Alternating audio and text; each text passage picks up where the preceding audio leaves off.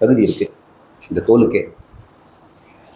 அந்த இங்கு உண்டாக்கலைன்னா நமக்கு சிவப்பாக இருக்கும், வெள்ளைக்காரனா. கம்மியாக உண்டாக்குனா கொஞ்சம் மாநிறம், அப்படியே கொஞ்சம் கொஞ்சம் போட்டிங்கன்னா கடைசியில் நமக்கெல்லாம் இருட்டாகிடுச்சு. நம்ம தோலெல்லாம் நிறைய இங்கு உண்டாகுது. நிறைய இன்ட்டு கொண்டு வந்தாலும் கருங்கருப்பாக இருப்பாங்க. நீங்கள் பார்த்துருக்கலாம் அவங்கள பிளாக் அப்படிங்கிறது. பிளாக்குக்கு இங்கிலீஷில் நீக்ரோன்னு பேர், லாட்டினில். நீக்ரோன்னா பிளாக்னு அர்த்தம். அவங்கள பார்த்துருக்கீங்களா? நீக்ரோ அவங்க இருக்காங்க, அவங்களாம் டார்க்காக இருக்காங்க. அவங்களுக்கு அந்த இங்க் அதிகம். எதுக்கு சில பேருக்கு இங்க் அதிகமாக சில கம்மியாக இருக்கிறாங்க? சூரியன் வெப்பம் அதிகமாகவும் ஒளி அதிகமாக இருக்கிற இடத்துல கருப்பு இருந்ததுன்னா அது உறிஞ்சிக்கும். வெள்ளையாக இருந்தோம்னா பிரதிபலிச்சிடும். நமக்கு இந்த கருப்பு வந்து ஒரு ப்ரொடெக்ஷன். எதுக்கு? யூவி லைட்டுன்னு ஒன்று இருக்குது சார் சூரியனில். அது ரொம்ப ஆபத்தான, அதை உறிஞ்சிக்கும். உறிஞ்சிக்கிட்டு உடம்புக்குள்ளே போகாதபடி பார்க்கும். ஒரு ப்ரொடெக்ஷன் தான். வெள்ளைக்காரங்களுக்கெல்லாம் சன்லைட்டே கம்மி. அவங்க இப்போ ஒரு வடக்கு தானே இருக்கிறாங்க. இப்போ சூரிய வெளிச்சம் இப்போ சாய்வாக தான் வரும். அவங்களுக்கு இருக்கிற சூரிய வெளிச்சத்தில் இருக்கிறத பயன்படுத்தி கொஞ்சம் விட்டமின் டி எல்லாம் செய்யணும் அப்படிங்கிறதுக்காக அவங்களுக்கு கொஞ்சம் கலர் இருக்குது. யூவி இல்லை. இதனால் ஒவ்வொருத்தருக்கும் ஒரு கலர் இருக்கிறத நம்ம பார்க்குறோம். இன்னொன்று, ரொம்ப ஃபேராக இருக்கவங்கெல்லாம் நியாண்டர்தால் மனுஷன்லேருந்து வந்தவங்க. அவன் வந்து பனியில் வசித்தான் யூரோப்பில். யூரோப்பில் எப்பவும் ஒயிட்டாக பனி இருக்கிறதுனால அங்கே கண்ணு கரையில் போனோம்னா எல்லா மிருகத்துக்கும் அவன் வேட்டை பொருள் ஆகிடும். அதனால் பனிக்கரடி எப்படி வெள்ளையாகுதோ அது மாதிரி கொக்குங்கெல்லாம் வெள்ளையாக இருக்கிற மாதிரி இவன் வெள்ளையாகிட்டான். கலர் தெரியாது. நமக்கு அது தேவையில்லை. இப்படி நேச்சர் வந்து இது மாதிரி பகவான் இயற்கையாக இருந்துக்கிட்டு நம்ம உடம்புலேயே அவர் செயல்படுறாரு. யாருக்கு எப்படி வேணும். நேற்று கூட இலை பூச்சி பார்த்தோம். அது இலையா பூச்சியானே தெரியல. அசையறது வச்சு பார்க்கும்போது பார்த்தா இலை அசைகிற மாதிரியே இருக்குது. குச்சி பூச்சி பார்த்தா குச்சி அசைகிற மாதிரியே இருக்குது. அதுக்குள்ளே அது மறைஞ்சிடுது. அது பாதுகாப்புக்காக. அதுக்கு வந்து கெமோஃப்ளாஜ் அப்படிங்கிற. எப்படி ஆர்மியில் இருக்கவங்க காட்டுக்குள்ளே போனால் தெரியாமல் இருக்கிறதுக்கு அந்த சட்டையில் பழுப்பு பச்சை கொஞ்சம் கருப்பு திட்டுக்கிட்டா என்னென்னா கண்ணாபின்னு கலர் போட்டிருக்காங்க. இது பார்த்தா மிலிட்ரின்னு தெரியுது. அந்த மாதிரி ட்ரெஸ் போட்டு பார்த்தா காட்டில் நமக்கு டக்குன்னு தெரியாது. அசையாமல் நின்ட்டாங்கன்னா அவங்க பக்கமே போவோம், ஆனால் தெரிய மாட்டாங்க. ஒயிட் அண்ட் ஒயிட் போட்டு காட்டில் போய் வேட்டையாட நம்ம வேட்டையாடப்படுவோம். இப்போ ஸ்கையிங் பண்ணுறவங்க பனியில் ஸ்கை பண்ணுறாங்க இல்லையா, அவங்க ஒரு வெள்ளை ட்ரெஸ் பண்ணுவாங்க. அது பனியில் தெரியக்கூடாது. அது மாதிரி தலைமுடியும் உடலுடைய நிறமும் சில பாதுகாப்புக்காக நிறங்களை அப்படி மாற்றும். அப்புறம் இப்படி தலைமுடியே முதல்ல கருப்பாக முளைக்குது, அப்புறம் ஏன் வெள்ளையாகிடுது? வெள்ளையார் காரணம் அதுக்கப்புறம் முளைக்கிற முடியல வந்து இங்கு கம்மி, அவ்வளவுதான். ஸ்டாக் தீந்துடுச்சு. சில பேருக்கு ஸ்டாக்கு 60 வயசு வரைக்கும் இருக்கும். சில பேருக்கு 40 20 வயசுல ஸ்டாக் தீந்துடுச்சு, இன்சுலின் மாதிரி. இதில் ஒரு அட்வான்டேஜ் இருக்குது. நரைச்ச தள்ளி இருந்ததுன்னா மக்கள் சமயத்துக்கு கொஞ்சம் மரியாதை உண்டு.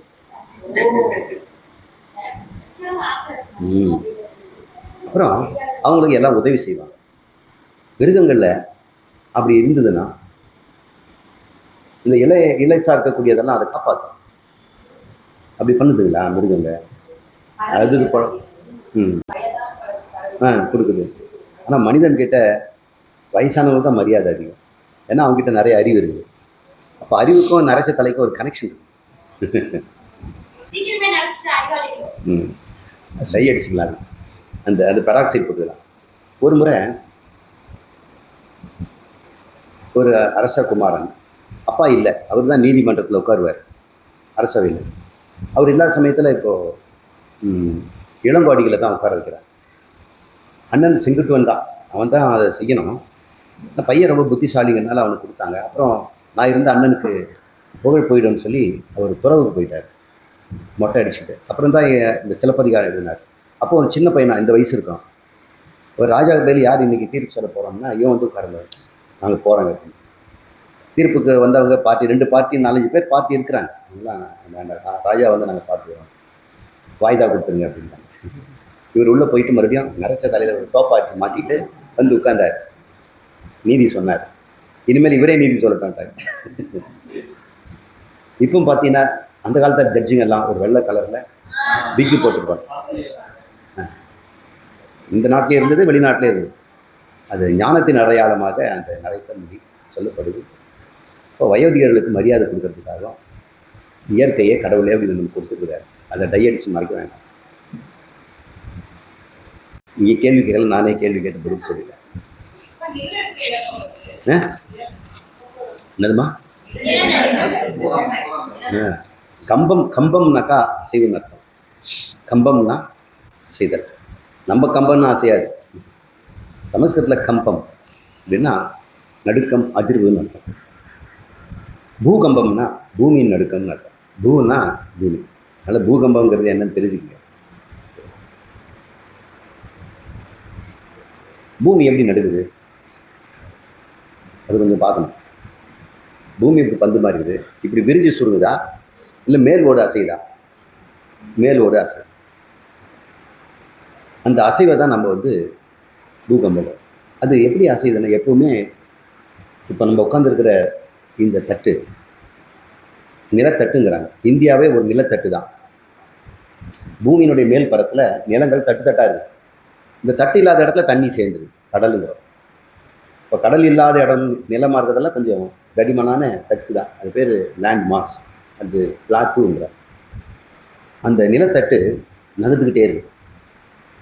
இப்போ ஆரஞ்சு பழத்து மேலேயே நீங்கள் இன்னொரு தோலை ஒட்டி வச்சிட்டிங்கன்னா அது நிலத்தட்டு, அது அப்படியே நகருது. இந்த நகர்வு அதுக்கு பல காரணங்கள் இருக்குது. இப்போ நகர்வு மட்டும் எடுத்துக்குவோம். வேகனர்னு ஒருத்தர் இருந்தார்.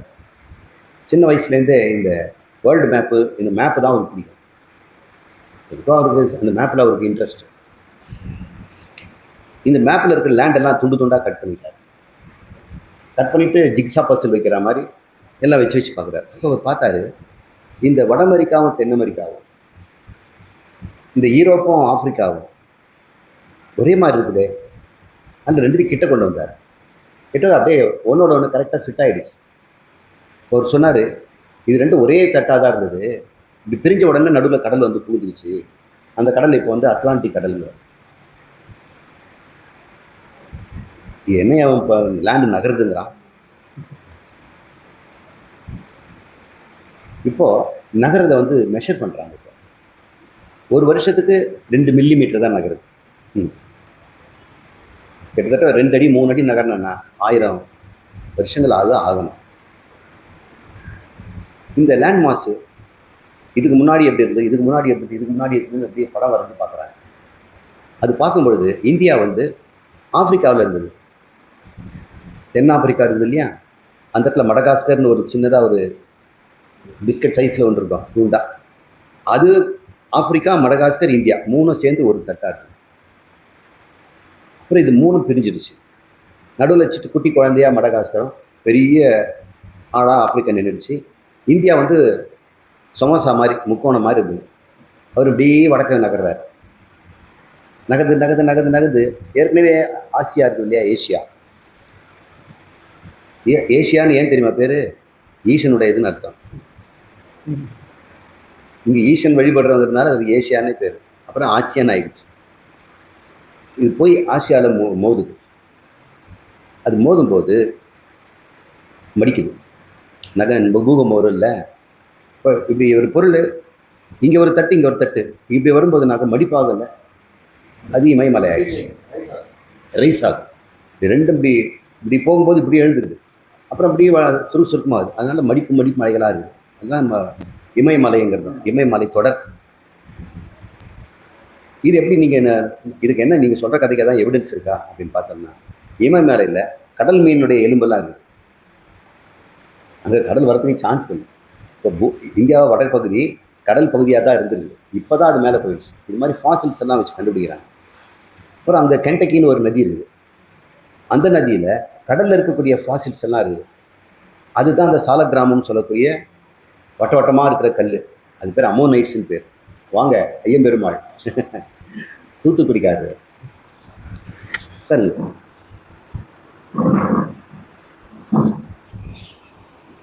இப்படி இந்த பூமியெல்லாம் இந்த நிலத்தட்டுகள் நகரும். இந்த நகரும்போது 2 குண்டு ஆளுங்க ஒருத்தர் மோதிக்கிட்டு இருக்கிறாங்க. அப்படியே அசையாமல் நிற்கிறாங்க. ஆனால் மோதுறது நிற்கவே இல்லை. நடுவில் என்ன பண்ணுற, ஒரு ட்ராப் லூப்ரிகேஷன் விட்டு வச்சுங்க, அந்த குண்டு ஆளுங்க வழுக்கிடுவாங்கல்ல. அப்போ வழுக்கும்போது தான் ஒரு ஜர்க்கு உண்டாது. அந்த மாதிரியான ஜர்க்கு தான் இந்த பூகம்பங்கிறோம். எப்படி இந்த மாட்டு தோலில் ஒரு ஈவு உட்காந்துதுன்னா அது வாழால் அடிக்கும், இல்லைன்னா என்ன பண்ணும், அது பேர் ஷ்ரக்குன்னு பேர். அது பேர் என்ன, ஷ்ரக். அந்த மாதிரி இந்த பூமியும் அப்பப்போ அப்படி சிறுத்துக்கும். இது ஏன் இது மாதிரி காரணம் அப்படின்னா, பூமியுடைய உள்புறம் இன்னும் கெட்டியாகலை. அப்படியே கொல கொல கொலன்னு மாம்பழம் அப்படியே பழுத்து உள்ள இருந்து அப்படி இருக்கும், அந்த மாதிரி இருக்கும். மையத்தில் கெட்டியாக இருக்குது, மாங்கொட்டை மாதிரி.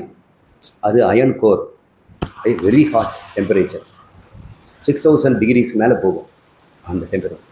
அதுக்கு மேலே மோல்டன், முருகி கொல கொலன்னு ஒன்று இருக்கும். அது என்ன பண்ணும், நீங்களே பாருங்கள், குழம்பு நல்லா சூடு பண்ணால் ஒரு இடமா நிற்கிது, மேலே வருது கத்திரிக்காய், கீழே போகுது முருங்காய், மேலே வருது கீழே போகுது. இந்த மாதிரி பூமியை வந்து அப்படியே சுழண்டுக்கிட்டே இருக்கும். தொடங்கி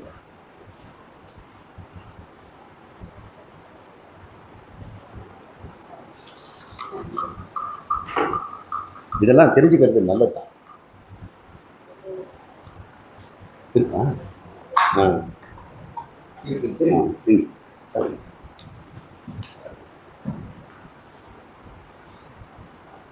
இது வந்து கோர், இது நம்ம ஓடு, இதுதான் பூமியோட மேல் தட்டு. இதுதான் அங்கங்க உடைஞ்சது.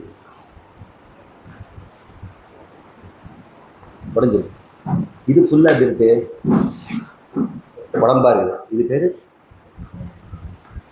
என்னமா,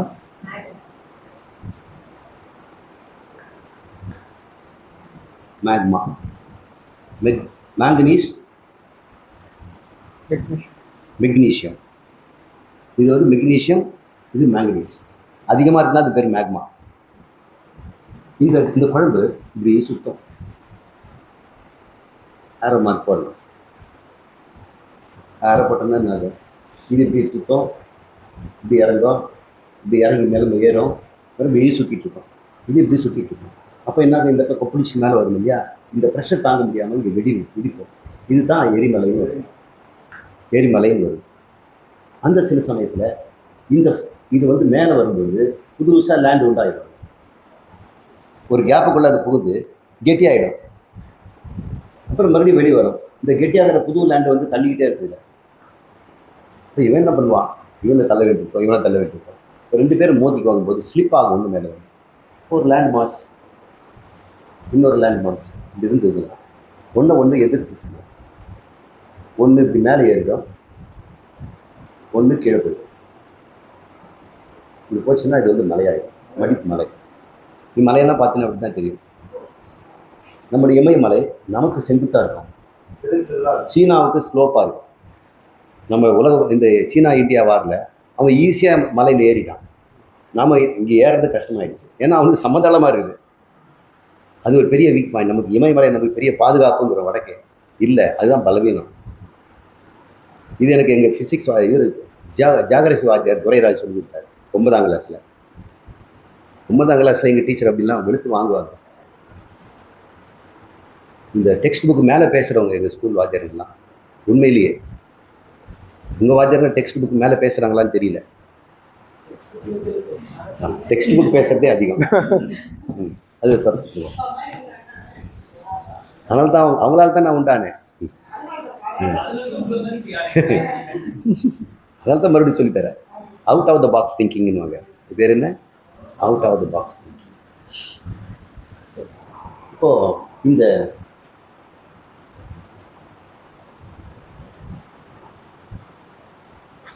இது வச்சுக்குவோம். இது வந்து நார்த் அமெரிக்கா, இது சவுத் அமெரிக்கா. இது தெரியும், இது ரொம்ப ஃப்ரிட்ஜிட் ஏரியா. இதெல்லாம் கொஞ்சம் ஜனங்க வாழ்கிற மெக்சிகோ அந்த மாதிரி. இது ஃபுல்லாக யுனைடெட் ஸ்டேட்ஸு, இது கனடா. இது தெரியுதா? இப்போ பார்த்தீங்கன்னா ஏஷியா, இது ஏஷியாவில் இந்த இங்கிலாந்து, யூரோப்பு, அப்படியே மெடிட்டரேனியன், ஆப்பிரிக்கா, இங்கே மடகாஸ்கர், இங்கே தான் இந்தியா இருக்கும். இவர் இப்படியே போய் இந்த ஏஷியா அப்படி பெரிய வயசாக போகுது. இங்கே ஆஸ்திரேலியா, இவரும் அந்த காண்டிட்டார். ஆஸ்திரேலியா எப்படி காண்டிட்டார், இந்தியா எப்படி போனார், இங்கே போய் மோதி இமயமலையாகி இப்போ இருக்கிறார். இப்போ இது வந்து இதுதான் காம்பஸனுடைய சென்டர் பாயிண்ட்.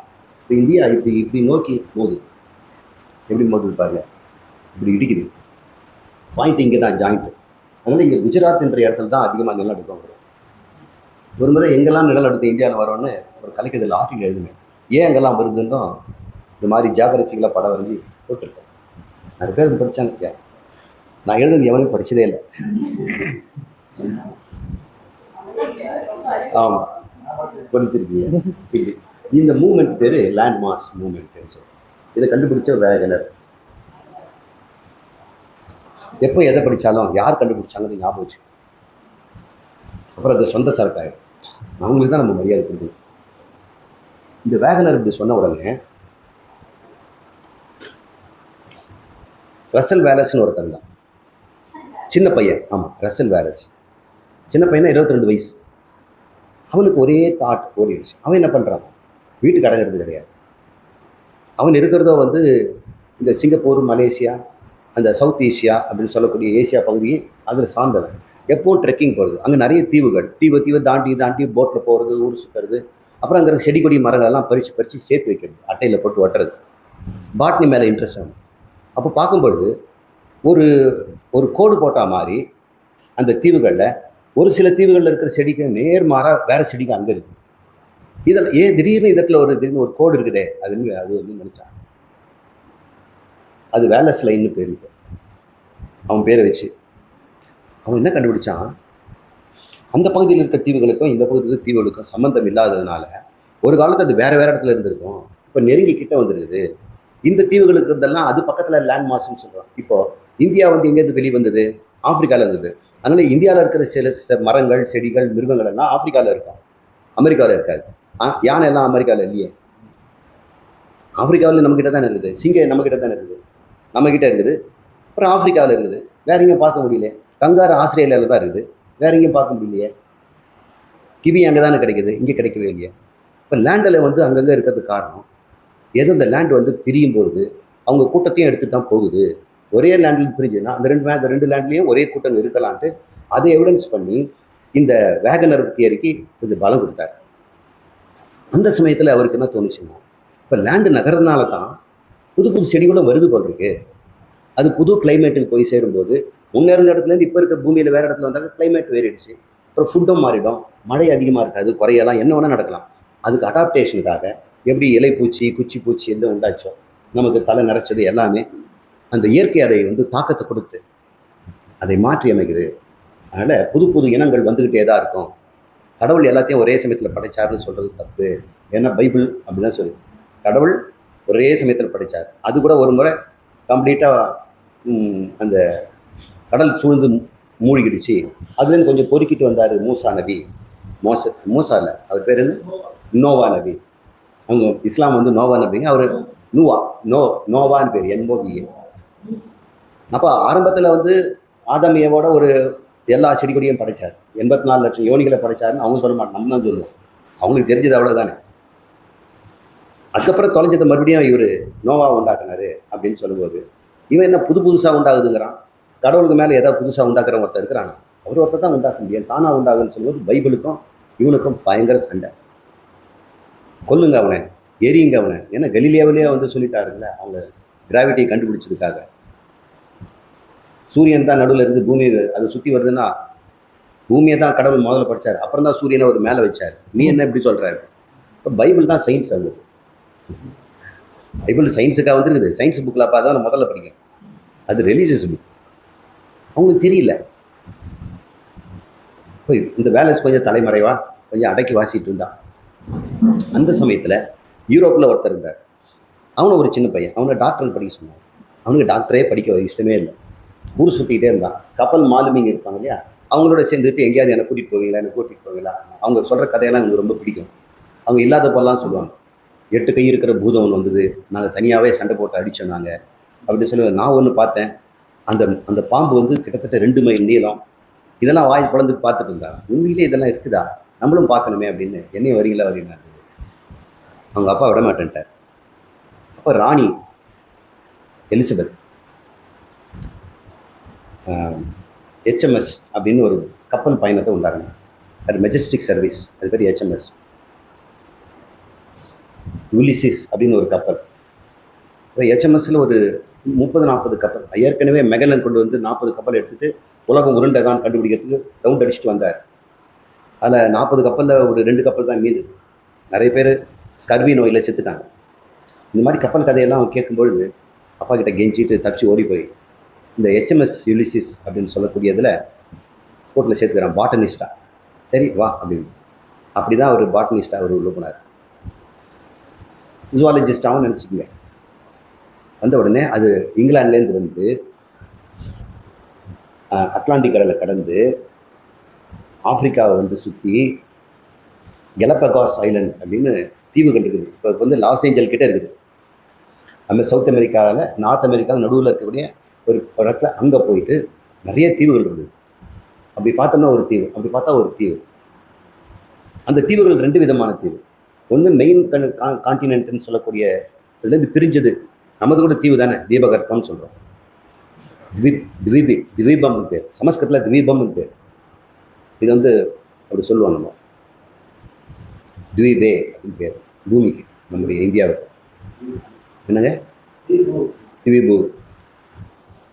3 பக்கம் கடல் சூழ்ந்தது. அப்போ சமஸ்கிருதம் இங்கே தான் வந்துருக்குது இந்தியாவில். அது சொல்கிறதுலேருந்தே தெரியுது. இவங்க என்னமோ வெளியேந்து வந்தாங்க பலிச்சிஸ்தான்லன்னு சொல்கிறாங்க. சரி, அங்கே போனார் இல்லையா, அங்கே அவர் பார்க்கும்பொழுது பிளான்ட் எல்லாம் கலெக்ட் பண்ணார், அனிமல்ஸ் எல்லாம் பார்த்தாரு. நிறைய குருவிங்க, ஒரு தீவுக்கும் குருவி வேறு வேறு மாதிரி இருக்கும். ஆனால் குருவிகள் தான் எல்லாமே. ஃபின்ச்சஸ்ன்னு பேர், டார்வின் ஃபின்ச்சஸ்னே பேர். அப்போ இந்த தீவு, இந்த குருவி பார்த்தோன்னு சொல்லார், இந்த தீவுக்கு தான் பேர், இந்த தீவுக்கு தான் பேர்.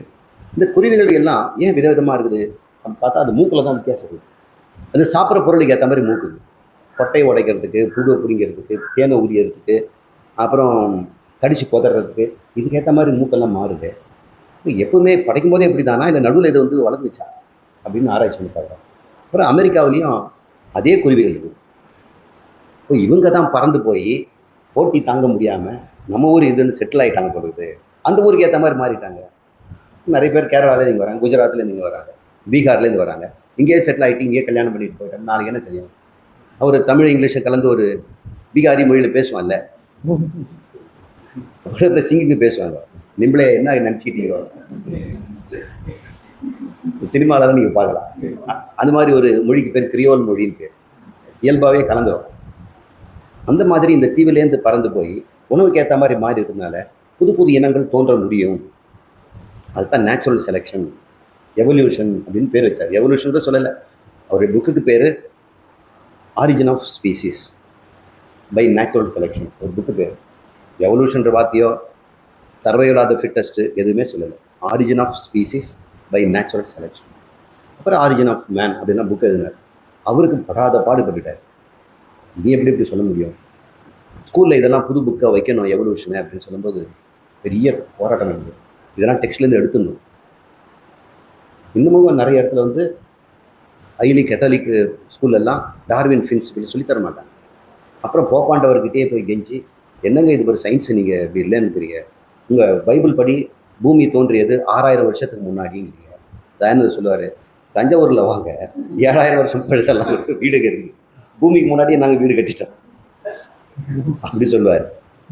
அவங்க இன்னும் கணக்கு படி ஆதாமேவில் வந்து 7000 வருஷத்துக்கு முன்னாடி கணக்கு போடுவாங்க. இப்போ இருக்க ஜனங்களை எண்ணிக்கை வச்சு அவங்க அப்படி போய் குறைச்சிட்டே போனோம்னா, அப்பனுக்கு ஒரு 5 குழந்தை 4 குழந்தைன்னு குறைச்சிட்டே போங்களேன். முதல் அப்போ எப்போ வருவான்னு கண்டுபிடிச்சிடலாம்ல. அப்போது 30 வருஷத்தில் ஒரு குழந்தை பெற்றுக்கிறான்னு வைங்க, 30 வருஷத்தில் 5ல் 1 தான் இருக்கும். அப்புறம் அதுக்கு முதல் வருஷம் 5ல் 1 இருக்கும். இப்போ இருக்கிற பாப்புலேஷனை 30 ஜென்ரேஷன் இப்போ போட்டு 5ல் 1 போட்டால் 6000ல் ஆதாமேவில் வந்துடுவான். அது புத்தி. அப்புறம் பூமியில் இருக்கக்கூடிய ஃபாசில்ஸ் எல்லாம் 250 மில்லியன் வருஷங்கிறாங்க, நீங்கள் 1000 வருஷங்கிறீங்க. மனுஷனே அவனுடைய எலும்பு, மனிதனுடைய எலும்பே வந்து 2 மில்லியன் வருஷங்கிறீங்க, நீங்கள் 1000ங்கிறீங்க அப்படின்னு சொல்லணும்னா, கடவுள் படைக்கும் போதே உங்களை கன்ஃபியூஸ் பண்ணுறதுக்காக அப்படி புதைச்சி வச்சாங்க. இப்படி தான் சாங்கியர்கள் நியாயங்கள்லாம் பேசுவாங்க. அவங்க யுக்தி என்ன பொறுத்ததோ அந்த மாதிரி பைபிளே மாற்றுவாங்க, அவங்கள மாற்றுறாங்க, நாம் வேதத்தை மாற்ற பார்க்குறோம். இப்படி தான் இந்த பூமியை அந்த வினோதினி கேட்டாங்க, ஏன் பூகம்பம், பெரிய பூகம்பமே வந்துருச்சு. இப்படி தான் பூமியில் வருது. நம்மளுக்கு கூட சந்தேகம் வருது, கடவுள் ஏன் இப்படி அவர் இஷ்டத்துக்கு படைக்காம இப்படி இஷ்டத்துக்கு படைக்கிறாரு? நமக்கு அவருக்கு குழப்பமே இல்லை. ஏன்னா எல்லா உயிரினமும் அவர் தான் இருக்காரு, அவர் படைச்சிக்கிறாரு. இப்போ புது ஸ்பீசிஸ் வருதுன்னா எஸ், கடவுளால் முடியும். அவருடைய மாயா சக்திக்கு, அவருடைய விட்சேப சக்திக்கு இன்னும் கூட பண்ணுவார். அவர் உங்ககிட்டையும் இருக்கிறாரு. அதனால் நீ புது புது நாயை உண்டாகிற, புது புது வாழை மரத்தை உண்டாகிற, இப்போ சவுக்கு மரத்தை புதுசாக உண்டாக்குறாங்க, கரும்பில் புதுசாக உண்டாக்குறாங்க, புது புது வெரைட்டி எல்லாம் வருது இல்லை? அதெல்லாம் எங்கேருந்து வருது? ஈஸ்வர படைப்பு தான். இல்லை, நான் தானே படைச்சேன், நீ தாண்டா ஈஸ்வரன். சரி, வேற கேள்வி. சாமி, ஆன்மீகம் சம்பந்தப்பட்ட கொஸ்டின். சாமி, இப்போ நம்ம வந்து நான் மாறாதவன், அழியாதவன், பூர்ணமானவன் அப்படின்னு நம்ம சொல்கிறோம் இல்லைங்களா சார்? அந்த விஷயமும் கிருஷ்ணர் வந்து ஸ்ரீகிருஷ்ணர் வந்து பகவத்கீதையில் என்னை தத்துவ ரீதியாக அறிபவன் என்னை அடைகிறான் அப்படின்னு சொல்கிறதும் ரெண்டுத்துக்கும் என்ன வித்தியாசம் சார்? வித்தியாசமே இல்லை. நீங்கள் என்ன வித்தியாசம் பார்த்தீங்க? இல்லை, அது ரெண்டுக்கும் வித்தியாசம் இருக்கா அப்படின்னு கேட்குறேன். முதல்ல சொன்னது என்ன? இப்போ நான் அது உபனிஷத் சொல்ற இதுல இருந்து நான் மாறாதவன், அழியாதவன், பூர்ணமானவன் நம்ம சொல்றோம். அதுவும் ஸ்ரீகிருஷ்ணர் பகவத்கீதையில என்ன தத்துவ ரீதியா அறிஞ்சுக்கிறதும். ஒருவேளை நீங்க பகவான் கிருஷ்ண தத்துவ ரீதியா அறிஞ்சீங்கன்னா என்ன முடிவு வருவீங்க? அதேதான், வித்தியாசம் இல்லை. வித்தியாசம் இல்லை. அவர் உபனிஷத்து படிங்கிறது பேர்ல என்ன படிக்கிறார்? ஏன்னா உபனிஷத்தே அப்படி சொல்லுது. இந்திரன் கிட்ட போய் கேட்குறாங்க, எனக்கு உயர்ந்த தத்துவத்தை நீங்கள் சொல்லிக் கொடுங்க. ஏன்னா இந்திரனுக்கு ஒருத்தன் போரில் உதவி செய்கிறான், அசுரனோட போதில் கொஞ்சம் உதவியாக இருந்துக்கிறான். இங்கே வாங்க, உங்களெல்லாம் பாராட்டணும், நாங்கள் ஜெயிச்சிட்டோம், இந்த ராஜா இந்த நீங்கள் என்ன நான் பரிசு கொடுக்கணும் போது ஒருத்தன் புத்திசாலித்தனமாக இந்த யானை பொருள் இதெல்லாம் கேட்குறேன். எது எனக்கு மேம்பாடு தரக்கூடியமோ, என்னை உயர்த்துமோ அதை எனக்கு சொல்லிக் கொடுங்க போதும் அப்படின்னு. அப்போ என்ன நீ தத்துவ ரீதியாக புரிஞ்சுக்கோங்கிறான் இந்திரன் சொல்கிறான். அப்போ இந்திரனுக்கு அந்த ஞானம் இருக்குது இல்லை? வியாசர் அதை பற்றி ஒரு 8 சூத்திரம் எழுதியிருக்கிறார். தேவர்களுக்கு ஞானம் கிடைக்குமா? அவங்களுக்கு சரீரம் இல்லையே, ஞானிகள் எல்லாம் பூமியில் தான் இருப்பாங்க, நீங்கள் சொர்க்கத்துக்கு வரமாட்டாங்களா? அவங்க சொர்க்கத்துக்கு வர்றதுக்கு அவன் ஞானம் பெற்றான். நம்மளாம் சொர்க்கத்துக்கு போகிறதுக்காக பண்ணிட்டு இருக்கிறோம். சொர்க்கத்துக்கு போகிறதா இருந்தால் இன்னும் வேற என்ன பண்ணியிருக்கோம்? நிழற்குடை அமைச்சிருப்போம், கிணறு வெட்டியிருப்போம், அசோகர் மாதிரி சாலை ஓரத்தில் மரங்கள் நட்டுருப்போம், இல்லைன்னா யஜ்ஞங்கள் பண்ணியிருப்போம். நாம் பிரம்மத்தில் கண்டுபிடிக்கிறோம், பிரம்மவித் பிரம்மையோ பவதி, பிரம்மவித் பிரம்மைவ பவதி. இப்போ நீங்கள் தத்துவ ரீதியாக கண்ணனை படிக்கணும்னா தத்துவபோதத்தை படித்த மாதிரி தான். தத்துவ ரீதியாக கண்ணனை படிக்கிறது தத்துவபோதம் கிடைச்ச கடைசியில் ஐக்கிய ஞானம் தான் உண்டாகும். ஓகே, அடுத்த கொஸ்டின் சார். இப்போ வந்து நம்ம ஃபஸ்ட்டு இந்த பஞ்சகோஷங்கள் இருக்கு இல்லைங்க சாமி, அதில் பஞ்சகோஷம், அதில் உடல், அப்புறம் மனம், அப்புறம் வந்து இது சாரி உடல், பிராணன், மனம், புத்தி, அதுக்கப்புறம் வந்து ஆழ்ந்த உறக்கம், அந்த அந்த இது பிரகாரம் இப்போ உடலோட இயக்கம் நின்னதுக்கு அப்புறமா வந்து பிராணனும் நின்றுது, உடலும் அழிஞ்சிருது. அப்புறம் அந்த டீப் ஸ்லீப்னு சொல்கிற அந்த 5வது கோஷமும் இல்லாமல் போயிடுது. இந்த மனமும் புத்தியும் மட்டும் அது வந்து அந்த சூக்ஷ்ம சரீரம்னு சொல்கிறாங்க, அது மட்டும் திருப்பியும் அது அடுத்த இதுக்கு இதாகிட்டே போயிட்டு இருக்கு இல்லைங்க சாமி. அது வந்து இப்போது அனாதி. அப்போ அந்த மனமும் புத்தியும் வந்து சூக்ஷ்ம சரீரத்து மூலயமா அது அடுத்த இதுக்கு பிறவிக்கு போயிட்டே இருக்கு இல்லைங்க சாமி. அது வந்து அனாதிங்கிறப்ப அது உங்கள் குழப்பம் என்னன்னு நான் சொல்கிறேன். எனக்கு தெளிவாக தெரியுது உங்கள் குழப்பம். நீங்கள் பெயர்களை பெயராகவே வச்சுருக்கிறீங்க, பெயருக்கு அர்த்தத்தை கண்டுபிடிக்கணும். இருக்கிறது 3 உடம்பு தான், சூக்ஷ்மம், காரணம், சூக்ஷ்மம், ஸ்தூலம். பஞ்சகோஷங்கிறது உடம்பு கிடையாது, அது கோஷம்னு தான் சொல்லுவோம். அந்த பஞ்சகோஷமும் 3 உடம்புல அடங்கிடும். அன்னமய கோஷம் அது வந்து எதில் அடங்கும்? ஸ்தூல உடம்புல அடங்கும். பிராணமய கோஷம், மனோமய கோஷம், விஞ்ஞானமய கோஷம் சூக்ஷ்ம உடம்புல அடங்கிடும். ஆனந்தமய கோஷம் கார்னல் உடம்புல. இப்போ நம்ம மறுபிறவி அப்படின்னு பேசணும்னா கோஷத்தை பேசக்கூடாது, உடம்பை தான் பேசணும். இந்த ஸ்தூல உடம்பு அழிஞ்சிடும், சூக்ஷ்ம உடம்பு இன்னொரு உடம்பு போயிடும். காரண உடம்புனா அதுதான் காரண உடம்பு தான் சூக்ஷ்ம உடம்பு. காரண உடம்புன்னு ஒரு தனியாக ஒன்று இல்லை, அது வந்து அப்புறம் சூக்ஷ்ம உடம்பு தொலைச்சிட்டேனே அப்படின்னு தேடக்கூடாது. காரண உடம்பு தூக்கத்தில் அது காரண உடம்பு, முடிச்சுக்கிட்டா சூக்ஷ்ம உடம்பு, சூக்ஷ்ம உடம்புக்கு காரண உடம்புங்கிறோம். அவ்வளோதான், வேற ஒன்று. அது ஒரு தனி உடம்பு கிடையாது. இப்போ புரிஞ்சுக்கிட்டீங்களா? அப்போ இறந்த பிறகு வெளியே போகிறதுல ஆனந்தமய கோஷம் போகலையா, மனம் புத்தி தான் போகுதான்றலாம் கேட்கக்கூடாது. சூக்ஷ்ம உடம்பு போகுது, அதோட காரண உடம்பு இருக்குது. இப்போ தூங்கும்போது சூக்ஷ்ம உடம்பு என்னவாயிடுச்சு, விதையாக இருக்குது. விதையன்ற நிலையில வந்து காரணம் பேர் வச்சுருக்கோம், அவ்வளவுதான். அப்போ அது தனி உடம்பு கிடையாது. மரம் தூங்க போயிடுச்சுன்னா விதையாயிடுச்சு. இப்போ முடிச்சுக்கிட்டுனா முளைச்சி மரம் ஆயிடுச்சு. இப்போ மரம் வேற, நம்ம விதை வேறையா? அப்போ மதம் எங்கேயாவது போகணும்னா விதையை தூக்கிட்டு போகுமா? அவர் தான் விதையா. இப்போ இப்படி புரிஞ்சுக்கலாம். பஞ்சகோஷம்னு ஏன் பேர் வச்சிருக்கிறேன்னா, அது மயக்கும் திரைகள். 5 திரைகள் நம்மளை மயக்குது. We are confused. நம்ம குழம்புறோம். நான் யார் அப்படின்னு கேட்டோம்னா இந்த 5 தான் சொல்கிறாங்க தவிர ஒருத்தவங்க ஆத்மான்னு சொல்ல மாட்டாங்க. அவங்களுக்கு 5 கோஷம் தெரியுமானா அதுவும் தெரியாது. நாம தான் அவங்களுக்கு சொல்லித்தரோம். நீ 5 இடத்துல மயங்கிறடா. நான் குண்டு, நான் கருப்புன்னு சொல்லும்போது அன்னமய கோஷத்தை நானுங்கிறேன். நான் பலசாலி, நான் பலம் இல்லாதவன், வீக்கு, நான் குருடன் அப்படின்னு சொல்லும்போது பிராணமய கோஷத்தை நானுங்கிறேன். அதனோட சரீரத்தை சொல்லலை, உன் குழப்பற அந்த மாதிரி கொஞ்சம் உள்ளே போயிடுச்சு.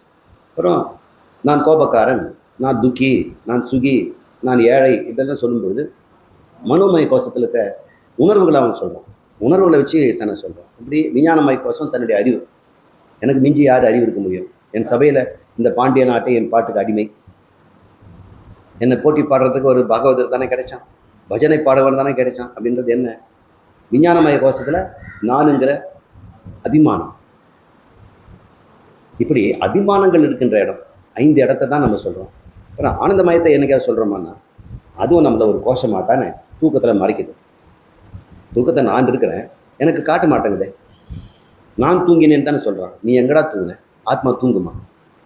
இப்போ நான் தூங்கினேன்னு சொல்லும்போதே அவன் எதை சொல்கிறான்? ஆனந்தமய கோஷம் சொல்கிறான்.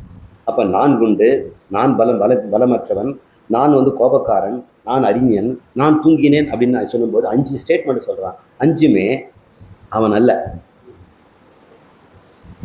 அப்படிதான் அந்த கோஷங்களை சொல்கிறாங்க. இப்போ மரணத்துக்கு பிறகு இந்த உட்கிராந்தின்னு சொல்லக்கூடிய உடம்பை விட்டு கிளம்புறது வந்து நம்ம சரீரத்தின் அடிப்படையில் தான் பேசணும். பஞ்சகோஷத்தை அங்கே கொண்டு வந்து சேர்க்கக்கூடாது. அந்த இப்போ அந்த ஸ்தூல சரீரம் இருக்கு இல்லைங்க சாமி, சாரி சூக்ஷ்ம சரீரம், அது வந்து திருப்பி திருப்பி அது ரொட்டேட் ஆகிட்டே இருக்கனால அது வந்து சூக்ஷ்ம சரீரம்ங்கிறது என்னன்னு முதல்ல கிளாரிஃபை பண்ணிக்கிறோம். ஓகே. காரண சரீரம் ஒன்று தேடாதீங்க. இந்த சூக்ஷ்ம சரீரத்தில் தன்னை பற்றி அறிவு இருக்குதா? தன்னை சூக்ஷ்ம சரீரம் அது சொல்லுதா? இல்லை. நான் ஆத்மான்னு தானே சொல்லுது. ஆத்மாவோட தர்மமாகிய அறிவை என்கிட்ட இருக்குதுன்னு சொல்லுது சூக்ஷ்ம சரீரம். அதஸ்மின் தத் புத்தி. அம்மா சொன்னாங்களா காலையில்? இப்போ ஆத்மாவின் தர்மத்தை அந்த கரணம் எனதுங்க அப்படி சொல்லுது. அப்படி சொல்றதுனால அது காரண சரீரம். அவ்வளோதான். இந்த புத்தியில் இருக்கக்கூடிய தன்னை பற்றிய தவறான அறிவு இருக்குது இல்லையா, அது காரணம், வேற ஒன்றும் இல்லை. அதுக்காக நம்ம தூங்கும்போது தான் காரண சரீரம் உண்டாகுதுன்னு சொல்ல வேண்டாம். முழிச்சிட்டு இருக்கும்போது காரண சரீரம் நல்லா இருக்குது, முழிச்சிட்டு இருக்கு. இந்த காரண சரீரம் என்ன? வேற ஒன்றும் இல்லை. உங்கள் புத்தியில் நான் யாருங்கிற விஷயம் இன்னும் சரியாக எழுதப்படவில்லை. விருத்தி, அதை பற்றி விருத்தி உண்டாகவில்லை. அதுக்கு பதிலாக நான் யாருங்கிற 5 விதமான விருத்திகள் அங்கே இருக்குது. பஞ்சகோஷ விருத்திகள் அங்கே இருக்குது. இந்த பஞ்சகோஷ விருத்திகள் இருக்கிற இடத்துல ஆத்ம விருத்தி ஒன்று இருக்கணும். இல்லை, ஆத்ம விருத்தி வந்துச்சா இந்த 5 கோஷம் எங்கே போய்டும்? அவன் அடிச்சுக்க அடைஞ்சுவாங்க. இவனுக்கெல்லாம் சார்புடையவர்கள். நான் பிராணமய கோஷத்தை போது மற்ற 4த்தையும் அடித்து போட்டுடுறேன், அன்னமய கோஷம் போது மற்ற 4ஐயும் அடிச்சிடுறேன். ஆனால் ஆத்மா வந்த பிறகு இங்கே 5 பேரும் போயிடுவாங்க. அப்படி நீங்கள் புரிஞ்சுக்கிட்டீங்கன்னா இந்த சூக்ஷ்ம சரீரங்கிறது காரண சரீரம் என்பது புத்தி தான். புத்தியில் இருக்கின்ற அஜ்ஞானம், அஜ்ஞானங்களோட தவறான விருத்தி, தன்னை பற்றி தவறான விருத்தி. அதனால் இந்த விருத்திகளிலே 2 விதமாக சொல்கிறோம். ஸ்தூல விருத்தி, சூக்ஷ்ம விருத்தி. அதாவது காரண விருத்தி, மூல விருத்தி அப்படின்னு சொல்கிறோம். அதனால் அத்தியாசத்தையும் அப்படி மாற்றி சொல்லுவோம். ஸ்தூல அத்தியாசம், மூல அத்தியாசம். அம்மா சொல்லியிருப்பாங்க எனக்கு காலையில். அத்தியாசத்தில் மூல அத்தியாசத்தோடு சொன்னாங்களா? தன் மீதே நான் வந்து அகங்காரத்தை பார்க்குறேன். ஆத்மாவை அகங்காரமாக பார்க்கறது மூல அத்தியாசம், அது மூல அவித்யான்னு சொல்லுவோம். வெளியே இருக்கக்கூடிய தன்னையே உலகமாக பார்க்குறான், வெளியே உலகமாகவும் உள்ளே அகங்காரமாக பார்க்குறான். இதுதான் அதஸ்மின் தத்புத்தி. இப்போ இது தலைப்பு நீங்கி போகுது. இப்போ இந்த சூக்ஷ்ம சரீரங்கிறது காரண சரீரம் அதுவும் ஒன்று தான். ஓகே. சூக்ஷ்ம சரீரத்தில் புத்தியில் இருக்கக்கூடிய தவறான விருத்திக்கு காரணம்னு பேர். அவன் தானே காரணம் எல்லாத்துக்குமே. இப்போ சூக்ஷ்ம சரீரத்தில் என்ன இருக்குது? அவன் தான் 16 கலைகள் உடையவன் பிடிக்கும். ஞானேந்திரியம் 5, கர்மேந்திரிய பஞ்சகம், பிராண பஞ்சகம், அந்த கரணம் 16. இப்போ சொல்லுங்க, மனம் புத்திங்கிற பேச்சு இங்கே எங்கே இருக்குது? சூக்ஷ்ம சரீரம் மேலே மனம்தான், சூக்ஷ்ம சரீரம் புத்தி தான், சூக்ஷ்ம சரீரம் சித்தம் தான். இதை சொல்லிக் கொடுக்கும்போது தான் மனம் புத்தி சித்தம்னு சொல்கிறோம். வெளியே போகிறவ யாருன்னா சூக்ஷ்ம சரீரம்னு சொல்லும்போது அதில் 16 சேர்த்து போட்டணும். இப்போ உடம்பு விட்டு வெளியே போனால் பிராணம் இருக்கும், பஞ்ச பிராணம் இருக்கணும் இல்லை? ஞானேந்திரிய கர்மேந்திரிய பஞ்சகமும் பிராண பஞ்சகமும் அந்த கரணமும் சேர்ந்து தான் போகும். இது எல்லாருக்கும் ஒன்று தான். அந்த சித்தம்னு சொல்றக்கூடிய பகுதி இருக்கு பற்றியா, அந்த கரணத்தில் அதில் மட்டும்தான் நம்மளாம் வேறு வேறு. மண்புழுக்கும் இதே 16 இருக்கும், மனிதனுக்கும் இதே 16, இந்திரனுக்கும் அதே 16, 4 தலை பிரம்மா, பிரஜாபதி, கிரண்ய கர்ப்பன் அவருக்கும் இதே தான். எல்லா தேவதைகளுக்கும் இருப்பாங்க. இந்த கிரண்ய கர்ப்பன் கிட்ட 16 தான். ஒரு காப்பி எடுத்து எல்லாருக்கும் பண்ணிட்டார். அவர் தன்னையே பல ஜீவர்களாக படைச்சிட்டார். அதனால் அந்த சமஷ்டியாக இருக்கிற ஜீவத்துவம் தான் கிரண்ய கர்ப்பம்னு சொல்கிறோம். இதெல்லாம் புரிஞ்சுக்கிறதுக்காக சொல்கிறோம். இப்போ உங்களுக்கு தெளிவாயிடுச்சுங்களா? ஆக்சுவலாக கொஸ்டின் என்னன்னாங்க சாமி, அந்த ஸ்தூல அந்த சூக்ஷ்ம சரீரம் வந்து மித்தியாவா இல்லை சத்தியமா அப்படிங்கிறது தான் டவுட்டுங்க சாமி. அது அனாதியாக இருந்துக்கிட்டே இருக்கு இல்லைங்க சாமி. அது அந்த அனாதியாக இருந்தால் சத்தியமா இருக்குன்னு இருக்குமா? அதுதான் எனக்கு டவுட்டுங்க சார். ஏன் அனாதியாக இருந்தால் சத்தியமா இருக்குமா? பொய் கூட அனாதியாக இருக்குங்களே. பொய்யை எதாவது உண்டாக்குறாங்களா? ஆரம்பத்துலேருந்து அது இருந்துட்டு தான் இருக்குது. உண்மை வந்த பிறகு தான் அது மறையுது. அனாதித்துவங்கிறதுக்கு துவக்கமின்மைன்னு அர்த்தம். இப்போ அறியாமை ஒன்று இருக்குது. எப்போ உங்களுக்கு அறியாமை பிகின் ஆச்சுன்னு கேட்டால் யாரும் சொல்ல முடியுமா? உங்களுக்கு தெரியாது இல்லையா? சொலானம் நைகிரம் என்னம்மா தெரியல, எப்பத்துலேயும் தெரியல, நேற்றுலேயும் தெரியலன்னா முந்தா நேற்று உங்களுக்கு தெரிஞ்சிருக்குன்னு அர்த்தம். அப்போ முந்தா நேற்று தெரிஞ்சிருந்தவன் எப்படி தெரியாமல் போவான்? அதனால ஞானம் அபாதிதம், ஆனால் அஞ்ஞானம் பாதிதம். சொலானம் நைகிரம் சொல்லுங்க. பாட்டனிஸ்ட் இல்லை, மனத்தக்காளி. மனத்தக்காளி செடி உங்களுக்கு தெரியுமா? இப்போ அறியாமல் போயிடுச்சா? தெரிஞ்சது தான் தெரியல. அறியாமல் எப்படி பார்த்தீங்களா? தெரிந்தது தான் தெரியல. ஆத்மா தெரிஞ்சது தான் தெரியல. இப்படி தான் வாழ்க்கையை ஓடிட்டு இருக்கு. இங்கே யாரை நம்ம குறை சொல்றது? ஏனையா அறியாமை கொடுத்த அப்படின்னு. அப்போ யார் போக்குங்கதை? நீ தான். நான் தான் போக்கிட்டேன். அப்போ நீ தான் உண்டாக்கி வச்சிருப்ப. நான் கொடுத்தேன். என்னால் அறிவு மட்டும் தான் கொடுக்க முடியும், அஞ்ஞானத்தை கொடுக்க முடியுமா கடவுளால்? அது நம்முடைய ப்ரைவேட் ப்ராப்பர்ட்டி, அந்த கரணத்துடைய ப்ரைவேட் ப்ராப்பர்ட்டி. ஏன் அந்த கரணத்துக்கு அறிவு முதல்ல அந்த ஃப்ரித்தி இல்லை? ஒருவேளை அந்த கரணம் கிரண்ய கர்ப்பன் உண்டாக்கும் பொழுதே ஃபஸ்ட் இன்ஃபர்மேஷன் தான் கொடுத்துருக்கணும். நான் ஆத்மா அப்படின்னு கொடுத்துருக்கணும். அப்படி கொடுத்தாருன்னா எதுக்கு படைக்கிறாரு? படைப்பே தேவையில்லை. ஆனால் அனாதி காலத்துலேருந்து அந்த கரணம் இருக்கிறதுனால அவர் படைச்ச பிறகு இருந்தாருனாக்கா அவர் நல்ல மனுஷர். இப்போ அந்த கரணம்லாம் படைக்க போகிறேன். அதில் ஃபஸ்ட் இன்ஃபர்மேஷன் எஃப்ஐஆர் என்ன போகிறேன். எஃப்ஐஆர்னா ஃபஸ்ட்டு ரிப்போர்ட் தானே. அதில் மாதிரி அவர் முதல்ல என்ன பண்ணுவாருங்க, இங்கே பார் தம்பிகை, நீங்களாம் என்னுடைய புத்திரர்கள், மானச புத்திரர்கள், என்னுடைய குழந்தைகள், நானும் நீயும் ஒன்று, தத்து துவமசி அப்படின்னு தான் எழுதியிருப்பார். ஆனால் அவரை நாம் ஒன்றா தானே புரிஞ்சிருக்கோம். அப்போ என்னதில் முதல்ல ஆரம்பிச்சிருக்கிறோம்? நம்முடைய கர்மங்கள் எல்லாம், அனுபவங்கள் எல்லாமே சித்தத்தில் இருக்கிறதுனால, சித்தத்தில் எல்லா உலக விஷயமே இருக்குது, தவிர உன்னை பற்றிய விஷயம் அதில் இல்லை. இது அனாதி காலத்துலேருந்தே இருக்குது. அப்போ அனாதி காலத்திலே நம்மளும் அறியாமையில் இருக்கிறோமே. இரண்ய கர்ப்பனும் அப்போ அனாதியில் தானே இருக்கணும். அவரும் அனாதியில், அவருக்கு மட்டும் ஞானம் வருது. ஏன்ப்பா ஞானம் வர்றதுக்கு அவர் காத்திருக்கணுமாண்ணா? அவர் அனாதி காலத்துலேயே ஞானியாக இருக்கிறாரு. அவர் மட்டும் அனாதி காலத்தில் ஞானியாக இருக்கிறாரு. உனக்கு என்ன இப்போ போகிறாங்க? இப்போ குருக்கிட்ட கற்றுக்கோ. அப்புறம் நீ என்ன சொல்ல போகிற? அனாதி காலத்தில் அறியாமையும் இல்லை, அறிவும் இல்லை, எங்கேயோ நம்ம குழம்பிருந்தேன். பிராந்தி ஞானம். தெல்ல தெளிவாக தெரிந்த ஆத்மாவை நான் தப்பாக நினச்சதை யாரை குறை சொல்கிறது? தெல்ல தெளிவான என் சுரூபத்தை நானே குழப்பிக்கிட்டு இருந்துட்டு எனக்கு ஏன் குழப்பினாங்கன்னு கேட்டால் என்ன அர்த்தம்? நீ தெளியறதுக்கு முற்பட்டியா? உன் மனசுல எங்கே போச்சு? உலகத்தை அறிவதுக்கும் சுகத்துக்கும் பாதுகாப்புக்கும் அர்த்த காமத்துக்கும் தான் ஓடிட்டு இருந்தேன். ஒரு நாளாக அது வீடு பேரை பற்றி கேட்டியா? கேட்டிருந்தா அதே அந்த கரணம் ஒன்று சொல்லி கொடுத்துரு குரு வடிவில். நீ கேட்குற இப்போ உன்னுடைய ஆசையும் உன்னுடைய பற்றாக்குறை மனசும் உன் புத்தியில் நிறைஞ்சிருக்கிற காமங்களும் தானே உனக்கு அறியாமையா நிற்குது. அறியாமை வேற, ஆசை வேறையா? சொல்லுங்க. அடுத்து சாமி, விதேக முக்தி அடைந்தவர்கள் திருப்பியும் வந்து அவங்களுக்கு ஜீவனா பிறந்து திருப்பி வர முடியுமா? முக்தி விதேகம்னு சொல்லிட்டீங்க. அந்த முக்தியில் என்ன இல்லை? தேகம் இல்லைன்னு தானே அர்த்தம். தேகம் எடுக்கிறதுக்கு என்ன வேணும்? ஆசை வேணும். அவங்க தான் ஆப்த காமன் ஆகிட்டாங்களே. தேகமே போயிடுச்சே, ஆசைகள் பிறக்குமிடைங்க தேகத்தில் தானே. அந்த கரணத்தில் தானே ஆசைகள் இருக்குது. அப்போ அந்த கரணத்துக்கு ஒரு விருத்திக்கு பேர் ஆசை. அது பூர்ணத்துவம் அடைகிறதுக்கு அது ஏதோ விருத்திகளை உண்டு பண்ணிக்கிட்டே இருக்குது. அறியாமையில் அப்படி பண்ணிகிட்டு இருக்குது. அப்படி இருக்கும் பொழுது இந்த விதேக முக்தி அடைந்தவன் அடைகிற வரைக்கும் தான் விவேக முக்தன்னு பேர்.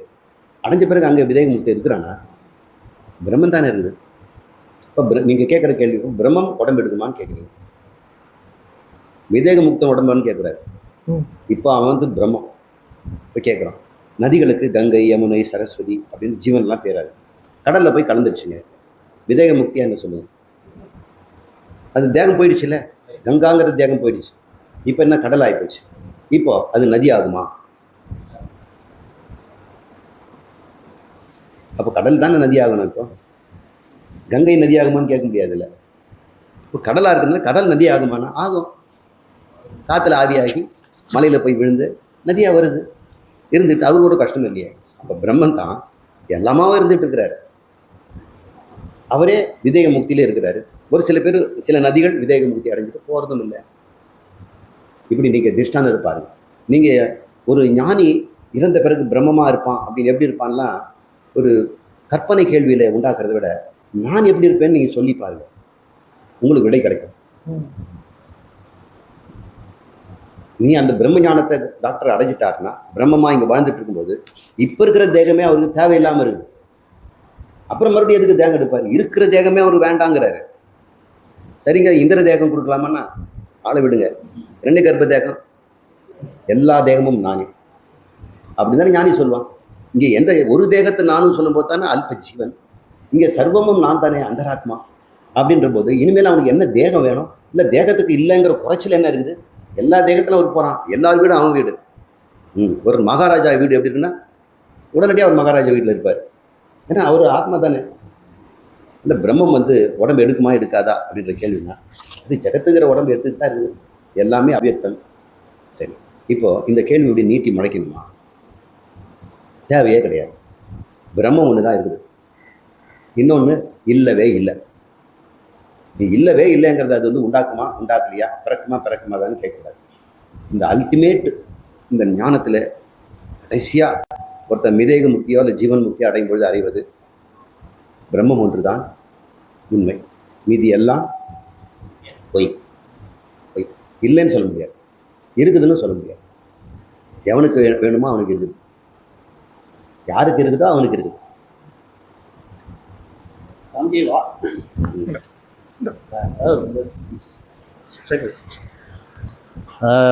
இந்த தேகத்துடன் வாழும்போதே தேகத்தை விட்டவன் விதேக முக்தி தானே.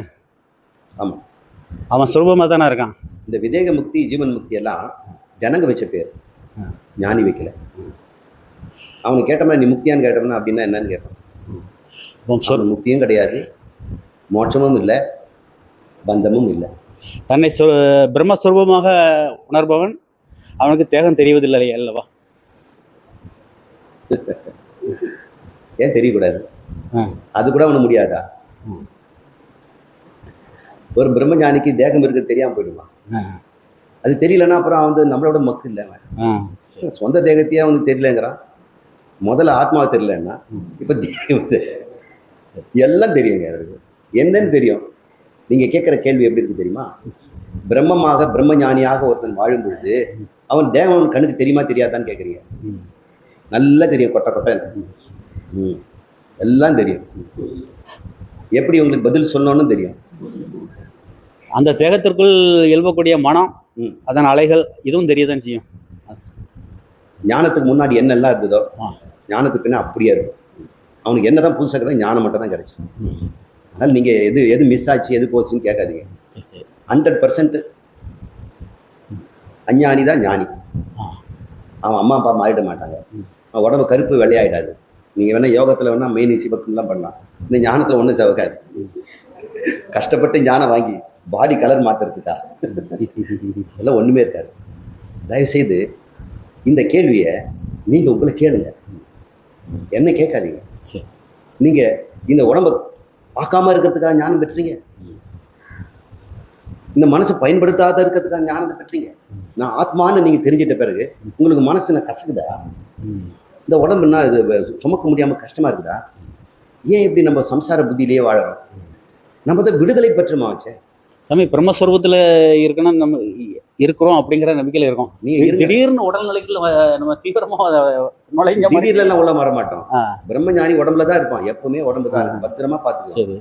அப்போ உள்ளும் வெளி விதமாக சாப்பிடுவான். இல்லை சாமி, உள்ளும் வெளியும் நம்ம பிரம்மமா நினைக்கிறோம். ம். உள்ளும் நீங்க வெளியும். மறுபடியும் என்ன கற்பனை உலகத்துல சுத்திட்டு இருக்கீங்க. நீங்க இந்த கேள்வி எல்லாம் உண்மை தெரிஞ்ச பிறகு இதெல்லாம் கேட்டனா, இதெல்லாம் ஒரு கேள்வியா, சரி. இதையா மத சாமி கிட்ட கேட்கணும் அப்படின்னு நீங்களே வெட்கப்படுவீங்க. இப்போ பத்தாமவன் தன்னை மத்தாமவன்னு கண்டுபிடிச்சிட்டான். பத்தாமவன்னா தெரியுதா உங்களுக்கு? தெரியுது சாமி. பத்தாமவன் தன்னை கண்டுபிடிச்ச பிறகு இப்போ பாடியில் இருப்பானா இருக்க மாட்டானா? இருப்பான்ல. இருக்கும். அப்புறம் அதுக்கு தேடுற வரைக்கும் இருந்த அடிபடி கவலைலாம் இருக்குமில்ல. ஆமாம். அவன் அழுத சோடு கண்ணெல்லாம் இருக்குமில்ல. ஆமாம். அப்புறம் நல்லா இருந்தவரை கூட தேம்புவான். மறுநாள் கனவுல கூட வரும். எல்லாம் இருக்கும். ஆனால் அவனுக்கு விடுதலைன்னு ஒன்று இருக்கு. எதுலேருந்து விடுதலை? பத்தாம் அவன் எதுலேருந்து விடுதலை பெற்றாமா? அஞ்ஞானத்திலிருந்து. அறியாமை, அஞ்ஞானம். நல்லா சொல்லுங்க. பத்தாம் தன்னை மறந்ததுனால. பத்தாம் என்ன பண்ணிட்டு இருந்தான்? தன்னை தேடிக்கிட்டு இருந்தான். இப்போ இது தேடுவானா? அப்போ பத்தாம் அவன் என்ன விட்டான்? தன்னை விட்டு தேடுறதை விட்டான். தேடுறதை விடுறது தானே சுதந்திரம். தேடுறதை விடுறது தானே விடுதலை. அவன் தன்னை தேடினான், தன்னை அடைந்தான். பொன்னை தேடினான், பொன்னை அடைந்தான். பெண்ணை தேடினான், பெண்ணை அடைந்தான். மண்ணை தேடினான், மண்ணை அடைந்தான். தன்னை தேடினான், தன்னை அடைந்தான். இதுல எது பெஸ்ட்? தன்னை அறிதல். தன்னை அடைந்தான் என்ன அர்த்தம்? தன்னை அறிந்தான். அவன் ஆனந்தத்தை தேடினான், ஆனந்தத்தை அறிந்தான், அடைந்தான். இப்போ ஞானிக்கு என்ன குவாலிஃபிகேஷன் அப்படின்னா, அவனுக்கு சோகம் இல்லை, தேடுற புத்தி இல்லை. அவனுக்கு தேடுற புத்தியே இல்லை. இப்போ கூட எனக்கு எதுவும் இல்லை சார், நான் சுத்தமாக இருக்கிறேன், நான் விடுபட்டு இருக்கிறேன், எனக்கு ஒரு கவலையும் இல்லை அப்படின்னு அவன் சொல்லலாம். அப்போ கூட அவன் செருப்பை தேடுவான், வீடை தேடுவான், சைக்கிள் சாவியை தேடுவான். சும்மா இதெல்லாம் ஆபேட்சிக்கும். நான் எல்லாத்தையும் விடுபட்டேன்னு சொல்கிறாங்க. தேடல் உயர்றதே கிடையாது. உண்மையான தேடலை விட்டவன் தானாக எது வந்தாலும் அதை எடுத்து வாங்கிட்டவன் இவன் எதுவும் தேடுவதே கிடையாது. அந்த உடம்பு தானாக அது செய்துட்டு. இப்போ ஐயம்பெருமானுக்கு என்ன வேணும்? விடுதலை வேணுமா? விடுதலை பெற்றவன் எப்படி இருப்பான் அப்படின்னு கேள்வி தானே. இவங்களுக்கெல்லாம் அதான் உட்காந்துட்டு இருக்கிறாங்க. விடுதலை பெற்றவர்கள்லாம் இவங்கெல்லாம் பாருங்கள், உடம்போட தான் இருக்கிறாங்க. சில பேர் உப்பு போட்டு சாப்பிட்றாங்க, சில பேர் சர்க்கரை குறைச்சிக்கிறாங்க, சில பேர் காப்பி குடிக்க மாட்டேங்கிறாங்க, சில பேர் மீன் சாப்பிடக்கூடாது பயந்து சாப்பிட்றாங்க. இதெல்லாம் இருக்கும். இதெல்லாம் இருக்கக்கூடாது ஞானிக்கு. இன்னைக்கு இது ஞானிக்கு கூட ஒரு ரூல் போட்டீங்க.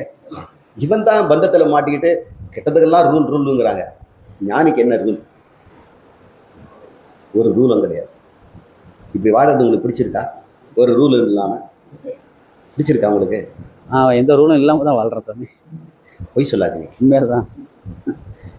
நம்ம ரெட் லைட் போட்டாக்கா நீங்கள் நிற்கிறது இல்லையா? அதுக்கெல்லாம் கட்டுப்பட்டு நான் எல்லாம் வண்டியை ஆக்சிடென்ட் ஆயிரும்ல. பரவாயில்லையா? இல்லை அப்படிலாம் சொல்லக்கூடாது. எந்த ரூல் இருந்தாங்க நம்ம பாத்ரூமில் தான் டாய்லெட் போகிறோம், ஆம்பளை டாய்லெட்டில் தான் போகிறோம், பொம்பளை டாய்லெட் போகிறது இல்லை. ரூல் இருக்குது இல்லை. ரூல் இல்லாமல் எப்படி வாழ முடியும்? ஞானியாக இருந்தால் கூட ரூல் படி தான் வாழணும். அவனுக்கு உள்ளே ரூல் கிடையாது. அவன் ரூலை மீறுவதும் கிடையாது, ரூலை ஃபாலோ பண்ணுறதும் கிடையாது. ஆனால் உலகத்தில் பார்த்தா அவன் ரூல் படி வாழற மாதிரி தெரியும், சில சமயம் ரூலை மீறுற மாதிரி தெரியும்.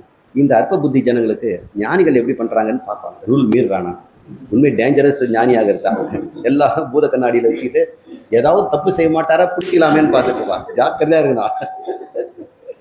பிரம்ம ஞானிகளோ இந்த குருநாதர் பட்டம் பெற்றவங்களுக்கெல்லாம் நம்ம நிறைய பேர் பார்த்துட்டு இருப்பாங்க, ஏதாவது ஒரு மாட்ட மாட்டாராங்க. ரொம்ப வாட்ச்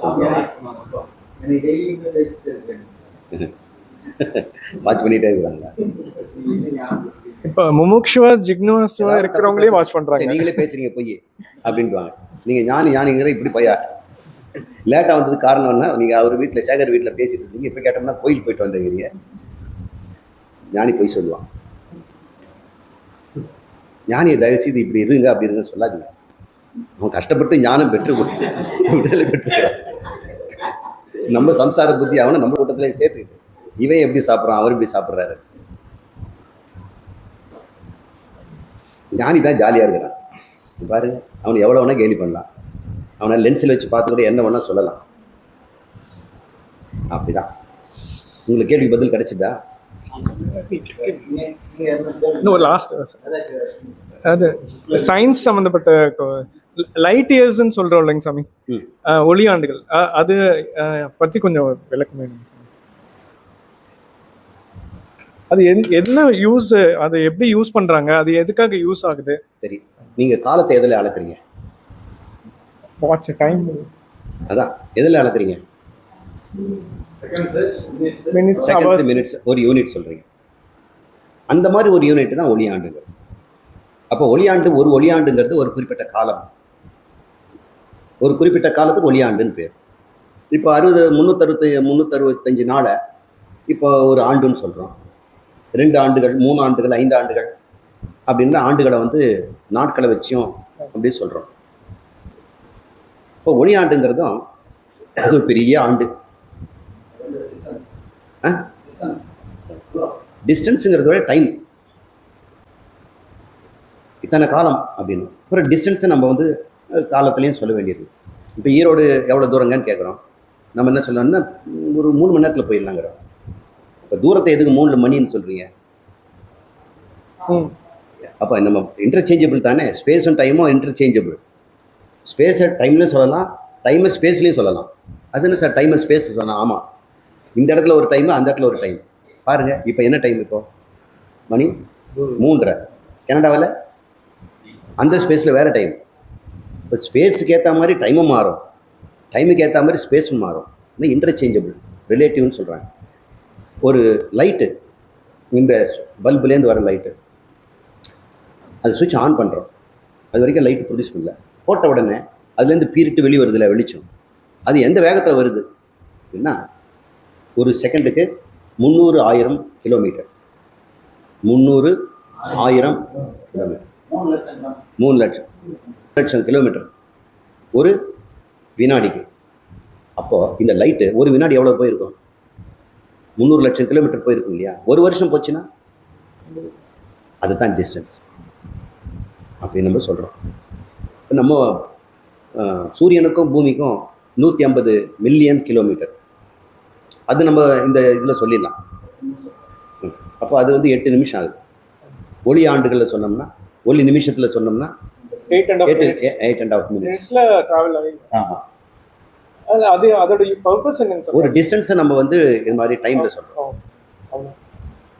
இப்போ லாங்கஸ்ட்டு ரொம்ப தூரத்தில் இருக்கக்கூடியது நமக்கு 13.7 பில்லியன் லைட் இயர்ஸ். அது எவ்வளோ டிஸ்டன்ஸுன்னு நீங்களே கால்குலேட் பண்ணிக்கங்க கிலோமீட்டரில். கிலோமீட்டர் போட்டோம்னா இந்த தரம் முழுக்க சைபர் போட்டாலும் பார்த்தாது, இந்த மண்டபம் முழுக்க சைபர் போட்டால் கூட இந்த பிரபஞ்சத்தின் எல்லையில் இருக்கக்கூடிய கிலோமீட்டர் நம்மளால் எழுதி முடிக்க முடியாது. அது எழுதி முடிக்கிறதுக்குள்ளே நமக்கு வயசாகிடும். அது இப்படி சொல்லிடுறது ஈஸி, 13.7 பில்லியன் லைட் இயர்ஸ். நீங்கள் கிலோமீட்டரை போட்டு பாருங்கள், பில்லியன் லைட் இயர்ஸ். அப்போ ஒரு லைட் இயருக்கு சைபரே எவ்வளோன்னு சொல்லி பாருங்கள். ஒரு வினாடிக்கே நீங்கள் 30 லட்சங்கிறீங்க, அதுக்கே நீங்கள் 5 சைபர் போடணும். நீங்கள் சயின்ஸ் பற்றி பேசுறதுனால ஒரு கேள்வி பிரபஞ்சம் வந்து விரிவடைந்து கொண்டே இருக்கிறது அப்படின்னு சொல்லி விஞ்ஞானிகள் அதை விரிக்க வேண்டாம், வாயில வச்சு. பிரபஞ்சம் விரிவடைந்து கொண்டே இருக்கிறது அப்படின்னு விஞ்ஞானிகள் சொன்னதா ஒரு இதில் படித்தேன். இப்போ சொல்றாங்க. அது அர்த்தம் என்ன சாமி? இன்னும் பிரபஞ்சங்கள் விரிவடையுதுன்னா அந்த கோள்களும் இதுவும் இன்னும் விரிவடையுதா? என்ன கோள்கள் புதுசு புதுசாக உருவாகுதா, நட்சத்திரங்கள் உருவாகுதா அப்படிங்கிற அர்த்தத்தில் சொல்றாங்களா என்னன்னு தெரியல. அதுவும் உண்டாகுது. இடம் பெருசாகும் போது நடுவில் காலி இடம் வருது இல்லை, அங்கே திடீர்னு ஒருத்தர் வருவார், முளைப்பார். எங்கே ஒருத்தர் அழிவார். சரி, அழிஞ்சது அங்கே முளைப்பார். இந்த பிரபஞ்சத்தில் எல்லாம் நடக்கும். இது எப்படி அப்படின்னு கேட்குறீங்களா? சயின்ஸும் நம்ம ஆன்மீகமும் வச்சுக்கும் போது பிரபஞ்சம் சயின்ஸ்லேயே நில்லுங்க, ஆன்மீகத்தை இங்கே கொண்டு வர வேண்டாம். இல்லை, பிரபஞ்சம் விரிவடைந்து வந்து பிரபஞ்சத்தையே நம்ம இல்லைன்னு சொல்கிறோம். அதனால் எப்படி பிறந்ததுன்னு வேற எதுவும் சொல்லிட்டு நம்மளாம் அஜாதிவாதத்தில் இருக்கு சாமி. இப்போ நீங்கள் கேட்ட கேள்விக்கு உட்காருங்க. உட்காருங்க.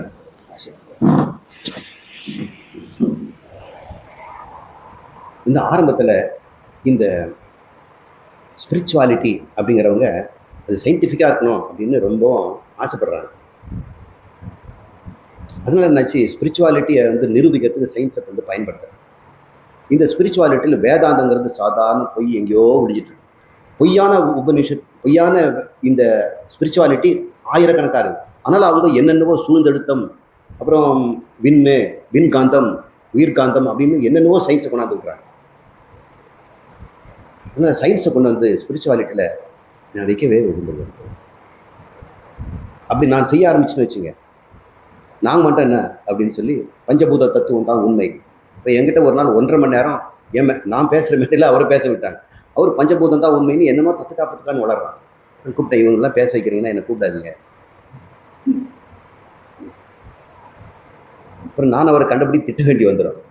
ஏன் இது மாதிரி உளறிட்டு இருக்கிற, நீ கெட்டது இல்லாமல் உலகத்தை கெடுக்கிற, இவங்கெல்லாம் ஏமாளிங்களா, 1.5 மணி நேரம் அவங்களை போட்டு கொள்றேன், உன்னுடைய கபோல கற்பனையை உலகத்துக்கெல்லாம் பறைசாட்டுறதுக்கு இதான் இடமா. ஒரு தனியாக கூட்ட அவர் திட்டேன்.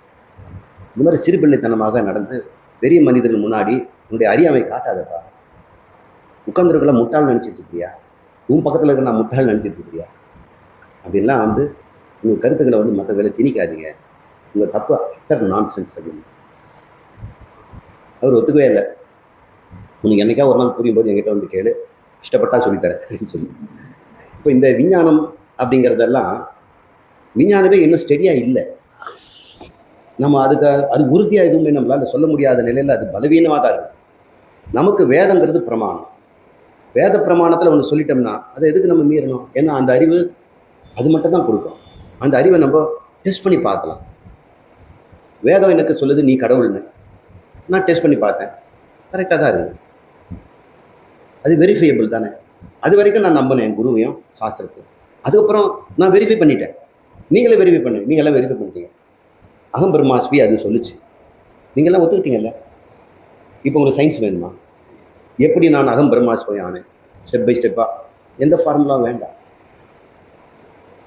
அது தேவையில்லாமல் வந்து சிக்கி பிரிக்கிற வேலை. சயின்ஸோ அப்படியே வச்சுக்கோ. பிரபஞ்சம் 13.7 பில்லியன் வருஷத்துக்கு முன்னாடி இல்லை, அதுக்கப்புறம் தான் தோன்றுச்சு அப்படிங்கிறது விஞ்ஞானம். அதுக்கு என்ன அவங்க எதுக்கு இந்த மாதிரி ஒரு முடிவு வந்தாங்க? கரெக்டாக எப்படி 13.7ங்கிறாங்க? முதல்ல 18ன்னாங்க, அப்புறம் 17ன்னாங்க, 14ன்னாங்க, இப்போ தான் ரீசெண்டாக. நான் இந்த கதையெல்லாம் முன்னாடியிலே படிச்சுட்டு இருக்கேன். இந்த பிக் பேங் தியரியை உண்டு பண்ணவர், கருத்தை கொடுத்தவர் அசிமோங்கிற கேமோ, ஒரு நல்ல ஒரு சயின்ஸ் ரைட்டர். ஒரு மேத்தமெட்டிஷியன் ஒருத்தர் மைத்ரேயர், அவரும் செய்ய சொன்னார். அதுக்கப்புறம் இதுக்கு காரணமாக இருந்தவர் வந்து ஹப்பிள் அப்படின்னு ஒரு ஆள், அவர் பேரில் டெலஸ்கோப். இந்த ஹப்பிள் அதுக்கு முன்னாடி ஒருத்தர் இருந்தார். வானத்தில் பார்க்குற புள்ளிகள் எல்லாம் நட்சத்திரங்கள் இல்லைப்பா, எல்லாம் கேலக்சினார். கேலக்சினா என்னங்க அப்படின்னு. அது வரைக்கும் கேலக்ஸி பற்றி தெரியாது. கோடிக்கணக்கான நட்சத்திரங்கள் ஒன்றா சேர்ந்து ஒரு கூட்டமாக இருந்தால் அது பேர் கேலக்சின்னு பேர். இப்போ கேலக்சினோட பெரிய பந்து மாதிரி புள்ளி புள்ளியாக தானே தெரியணும், இல்லை அது அப்படி ஒரு புள்ளி மாதிரி தெரியுது. டெலஸ்கோப்பில் நான் பார்த்ததுன்னா அது அப்படி இருக்குது. அதுக்கப்புறம் ஹப்பிள் வந்து ஒரு டெலஸ்கோப்பில் கண்டுபிடிச்சி ஃபோட்டோலாம் எடுத்து காமிச்சார். இப்போ அவருடைய பேரில் ஒரு டெலஸ்கோப்பு வந்து ஆகாயத்தில் மிதக்குது, இன்னும் கூட ஓடுது, இன்னும் உயிரோடு இருக்குது. அவர் தான் சொன்னார் இந்த பிரபஞ்சம் விரிந்து கொண்டு இருக்குதுன்னு. எதை வச்சு நீங்கள் சொல்கிறீங்க? நான் வந்து நட்சத்திரங்களெல்லாம் பார்த்தேன், சிலதெல்லாம் ரெட்டாக இருக்குது, சிலதெல்லாம் ப்ளூவாக இருக்குது. ஒரே மாதிரி இருக்க நட்சத்திரங்கள் ஒரு கேட்டகரி இருக்குது, கிளாஸ் 1 அப்படின்னு பேர். அந்த கிளாஸ் 1 நட்சத்திரங்கள் எல்லாம் அதோட டைமென்ஷன் எவ்வளோ அப்படிலாம் அது சயின்ஸில் இருந்து நமக்கு தெரிய வேண்டாம். அந்த நட்சத்திர வகைகளெல்லாம் ஒரே மாதிரி தான் பிரைட்டாக இருக்கணும். இப்போ சூரியன் சைஸில் இருக்கக்கூடிய இன்னொரு நட்சத்திரம் சூரியன் மாதிரி தான் பிரகாசம் இருக்கும். அதனுடைய பிரகாசம் ஒரே மாதிரி தான் இருக்கணும். எவ்வளோ தூரம் போனாலும் அந்த பிரகாசம் கம்மியாகலாமே தவிர அதனுடைய உள்ள இருக்கக்கூடிய கலர்கள் எல்லாம் மாறாது. ஒரே மாதிரி இருக்கக்கூடிய கிளாஸ் 1 நட்சத்திரங்கள் எல்லாம் வெவ்வேறு கலரில் இருக்கிறத பார்க்குறாரு. மேஸை வச்சு பார்த்தோம்னா இதனுடைய பாடி டெம்பரேச்சர் இவ்வளோ தான் இருக்கணும். ஆனால் ஏன் இது மாதிரி ரெட்டாக இருக்குது, சிலது ப்ளூவாக இருக்குது, இது என்னவாக இருக்கும் அப்படின்னு யோசிக்கும் பொழுது அப்புறம் தான் அந்த சவுண்டில் ஒரு பிரச்சனை இருக்கிறத பார்க்குறாங்க. ஆம்புலன்ஸ் நம்மளை நோக்கி வந்ததுன்னா கண்ணை மூடிக்கிட்டே நம்மளை நோக்கி வருதுன்னு சொல்லலாம்ல. ஆம்புலன்ஸ் நம்மளை விட்டு போயிட்டு இருந்ததுன்னா என்ன சொல்லுவோம்? கண்ணை மூடிக்கிட்டே போகுது. எப்படி சொல்கிறீங்க? சவுண்டில் என்ன வருது உங்களுக்கு? ஒலியினுடைய அதிர்வெண் மாறுது, ஃப்ரீக்வன்சி மாறுது. ஹை பிச்சிலேருந்து லோ பிச் போகுது, லோ பிச்சிலேருந்து ஹை பிச் வருது. இது பிச்சுங்கிறோம். அதே மாதிரி லைட்டுக்கும் வரலாம்ல, அந்த ஃப்ரீக்வன்சி மாறலாம்ல. ஒருவேளை ரெட்டு ப்ளூவா இது மாதிரி கலர் தெரியுது, ஃப்ரீக்வன்சி மாறுது. ஏன் ஃப்ரீக்வன்சி மாறுது? இந்த ஆம்புலன்ஸை நம்மளை விட்டு போனோம்னா லோ ஃப்ரீக்வன்சி ஆயிடுது. ஆம்புலன்ஸ் நம்மளை நோக்கி வரும்போது அந்த வேவ் நசுங்கி ஹை ஃப்ரீக்வன்சி ஆகிடுது. பாருங்க, ஒரு வேவ் இருக்குது, இது இழுத்த என்ன ஆகும்? ஃப்ரீக்வன்சி மாறிடும்ல. இதை டைட் பண்ணோம்னா என்ன ஆகும்? அப்போ இதை டைட் பண்ணால் ப்ளூ ஆகிடும், இழுத்தோம்னா க்ரீன் ஆகிடும், இன்னும் ரெட் ஆகிடும்னு வைங்க. அவர் அப்புறம் பார்த்தாரு, ஓ இந்த கேலக்சிகளும் இந்த நட்சத்திரங்களும் நம்மளை விட்டு போயிட்டே இருக்குது. சவுண்டுக்கு டாப்லர் எஃபெக்ட், இதுக்கு ரெட் ஷீட். Doppler, DOFFLER. அதுதான் அவங்களுடைய ஸ்பீடெல்லாம் கண்டுபிடிக்கிறது ஒன்று வச்சிருக்கிறார்ல கண்ணு, டிராஃபிக் போலீஸ். நீங்கள் வரும்போது டாப்லர் எஃபெக்டில் தான் சொல்லுவார், நீங்கள் 40க்கு மேலே வந்துட்டீங்க. அது மாதிரி நட்சத்திரங்களை கலரை வச்சு நம்மளை விட்டு அது பிரியுதுன்னு சொன்னார். ஏன் அது பிரியுதுன்னா, அது ஒன்றும் ஓடலை, இந்த இடமே அகலமாகுது. நமக்கு இப்போ நம்ம நடுவில் இருக்க இடம் அதிகமாகிட்டே இருந்தாக்கா நாம் தள்ளி போயிடுவோம் இல்லையா?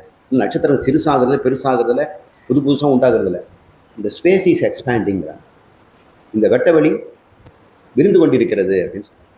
அப்போ அவர் சொன்னார், இது விரியுதுன்னு சொன்னால் நேற்று சுருங்கி இருக்கணும், அது முந்தா நேற்று சுருங்கி இருக்கணும், அப்படியே சுருங்கி இருக்கணும், எட்ரா கிராஃபை அப்படின்னு சொல்லி XY போட்டார். இப்போ இருக்கிற அந்த சைஸை டெய்லி அப்படியே குறைச்சிக்கிட்டே கிராஃபை எழுத்தோம்னா கீழே 0ல் போய் முடியும் இல்லை. அது என்னன்னு பார்த்தார். அது 13.7 பில்லியன் வருஷத்துக்கு முன்னாடி அது ஒரு புள்ளியில் மறையிறத பார்க்குறாரு. அப்போ அது ஒரு புள்ளியில் தான் துணிக்கிறது. புள்ளியில் போய் மறையுதுன்னா புள்ளியிலேருந்து துணிக்கிறணும். அதனால் ஒரு புள்ளியிலேருந்து இவ்வளோ பெருசு வந்ததுனால பிக் பேங் அப்படின்னு தெரிவிச்சாங்க. இவ்வளோ பெருசு வந்ததுனால பிக் பேங். சத்தம்லாம் வராது, கேட்கறதுக்கு ஆளே இல்லை, எங்கே சவுண்டு வரும்? உங்களுக்கு கேள்வி புரிஞ்சுதுங்களா? இதில் உங்களுக்கு என்ன வேதாந்தம் வேணும்? இதுதான் இந்த வேதாந்தத்தில் இருந்து நம்ம சொல்லிட்டு இருக்கணும். நமக்கு இந்த பக்கமே பிரயோஜனம் இல்லாத மித்தியால எதை தான் நடக்கூடாது. சரிங்க, நிறுத்திக்கலாமா?